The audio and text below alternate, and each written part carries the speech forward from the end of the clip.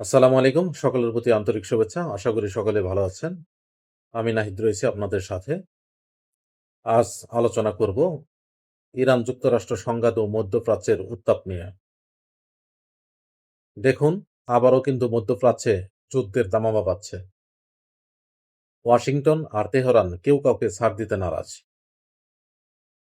Iran ও যুক্তরাষ্ট্রের মধ্যে চলমান ২ সপ্তাহের যুদ্ধবিরতি শেষ হওয়ার আগেই পরিস্থিতি এখন অনেকটা খাদের কিনারায়। পরিস্থিতি খুবই পাল্টে গেছে, দ্রুত পাল্টে গেছে। ওয়াশিংটন অর্থাৎ পাগলা ট্রাম্প বারবার হুঁশিয়ারি দিচ্ছেন ইরানকে। তাই আজ আমি বিশ্লেষণ করব কেন ইরান মার্কিন হুঁশিয়ারি উড়িয়ে দিয়ে যুদ্ধের চূড়ান্ত প্রস্তুতি নিচ্ছে এবং কেন পারস্য উপসাগর এবং আগ্নেয়গিরি হয়ে উঠছে। আমরা মূল আলোচনা শুরু করি। আমার এই আলোচনা আপনারা শুনুন।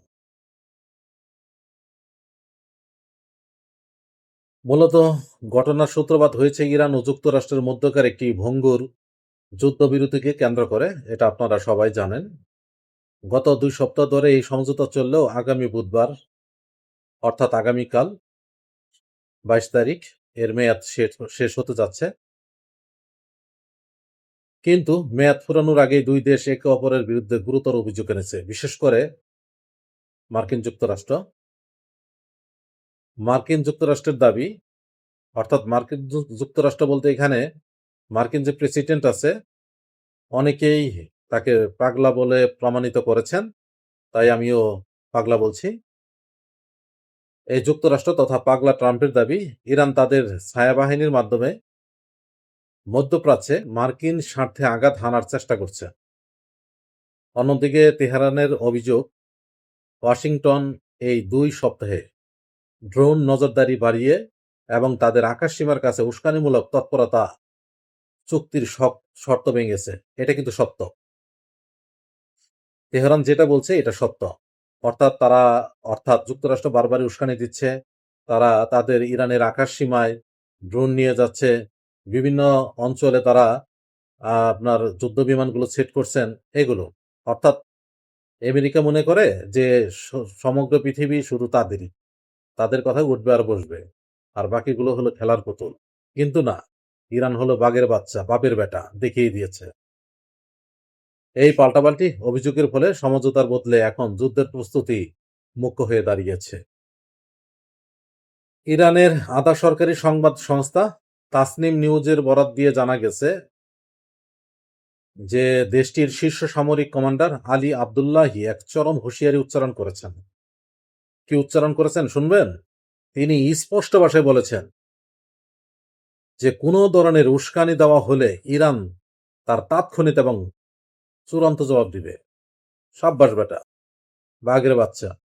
চিন্তা করুন, এখানে গুরুত্বপূর্ণ বিষয় হলো তার পদের নাম। তিনি ইরানের সশস্ত্র বাহিনীর খাতাম আল আম্বিয়া সেন্ট্রাল হেডকোয়ার্টার্সের কমান্ডার। এটা কিন্তু বিশাল ব্যাপার। অর্থাৎ ইরানের রণকৌশল নির্ধারণে তার ভূমিকা কিন্তু অপরিসীম। তিনি মার্কিন প্রেসিডেন্ট অর্থাৎ এই পাগলা ট্রাম্পকে উদ্দেশ্য করে বলেছেন যে মাঠের পরিস্থিতি নিয়ে কোনো ধরনের মিথ্যাচার তথ্য ছড়িয়ে ইরানকে দমানো যাবে না। তেহরান এখন শুধু প্রতিরক্ষামূলক নয়, বরং পাল্টা আঘাত হানার জন্য আঙ্গুল ট্রিগারে রেখে অপেক্ষা করছে। অর্থাৎ আমেরিকা যদি আবার যুদ্ধ করে, পাল্টা শুধু জবাব না, একেবারে ওয়াশিংটন পর্যন্ত মিসাইল পাঠিয়ে দিবে। আপনারা জানেন, এতদিন তো ইরান শুরু দেখিয়েছে যে ১,৫০০-২,০০০ কিলোমিটার পর্যন্ত মিসাইল।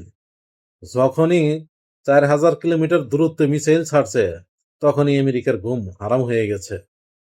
আমি এখন এই হরমুজ প্রণালী নিয়ে আপনাদের কিছু কথা বলি। এটা কেন গুরুত্বপূর্ণ? এই যে উত্তেজনা ছড়িয়ে পড়ছে, এটা কিন্তু পুরো বিশ্বের জন্য আতঙ্কের।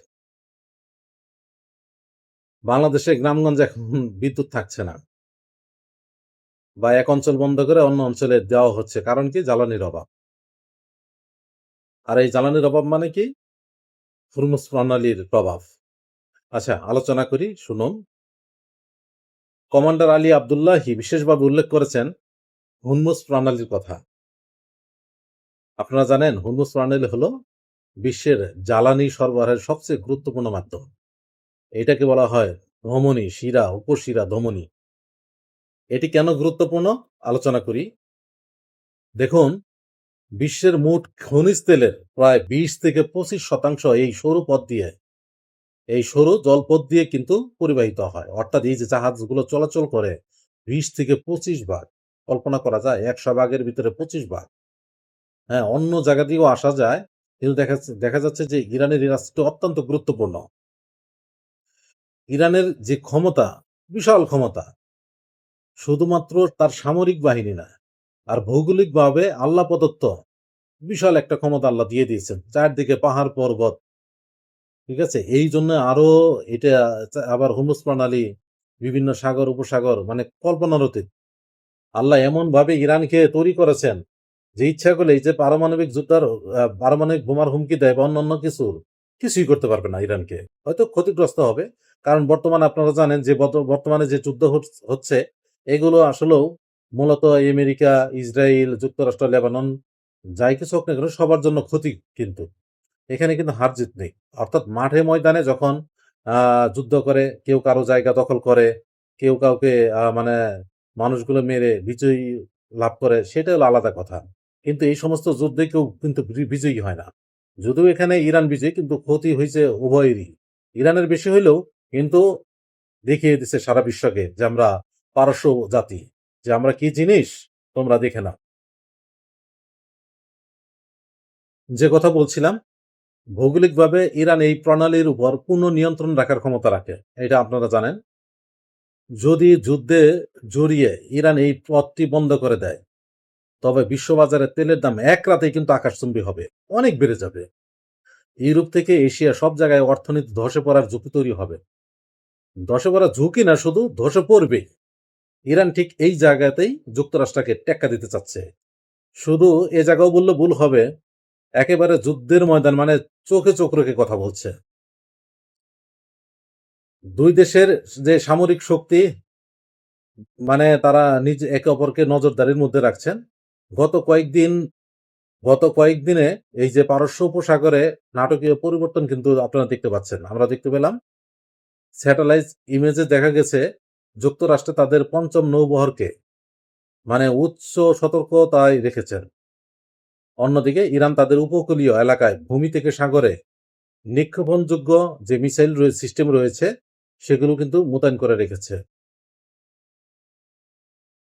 আপনারা জানেন যে ইরান যে ড্রোন তৈরি করছে এটা যে কত ধরনের কল্পনাও করা যায় না। এরা এখন মূল ড্রোন তারা বেরই করে নাই। কিছু ড্রোন বানাইছে একেবারে পাখির মতো। মানে আকাশে দেখবেন পাখি উড়তেছে, মানে তার নির্দিষ্ট গন্তব্যে আঘাত হানবে।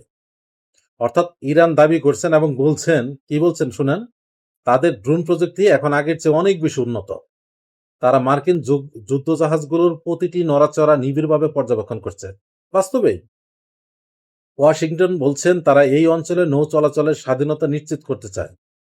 কিন্তু তেহরান একে দেখছে তাদের সার্বভৌমত্বের উপর সরাসরি আঘাত হিসেবে। এটা বাস্তব। তুমি এত দূরের রাষ্ট্র, তুমি এসে এখানে খবরদারি করবা, আমার সার্বভৌমত্বের উপর আঘাত হানবা, আমি কি নজরদারিতে দেখব না? আগামীকাল বুধবার যুদ্ধবিরতির মেয়াদ শেষ হলে কি ঘটবে? পৃথিবী কি আবার একটি বড় যুদ্ধ দেখতে যাচ্ছে নাকি? আচ্ছা, আমরা শেষ মুহূর্তে কূটনৈতিক আড়ালে কোনো রক্ষা হতে পারে, কোনো রফাদফা হতে পারে? আমাদের চোখ সেদিকে, আপনাদের জানাবো। তবে একটি বিষয় পরিষ্কার যে ইরান এবার আর শুধু আত্মরক্ষার কথা বলছে না। তারা চূড়ান্ত যুদ্ধের প্রস্তুতি নিয়েই কিন্তু মাঠে নামছে। যে সবসময় তুমি তুরুপের তাস, হ্যাঁ? গুটির চাল দিবা তা আর হবে না। প্রিয় দর্শক, আপনারা কি মনে করেন হরমুজ প্রণালী নিয়ন্ত্রণ কি শেষ পর্যন্ত ইরানের হাতে থাকবে? দয়া করে আজকে কমেন্ট করে অবশ্যই আমাকে জানাবেন। আর এই ভিডিওটি ভালো লাগলে অবশ্যই শেয়ার করবেন এবং আমার চ্যানেলটি সাবস্ক্রাইব করে দিবেন। সুপ্রিয় দর্শক, আজ আর নয়, আজকে অনেক কথা বললাম। আমার জন্য দোয়া করবেন। সকলেই ভালো থাকবেন, সুস্থ থাকবেন। আসসালামু আলাইকুম ওয়া রাহমাতুল্লাহ।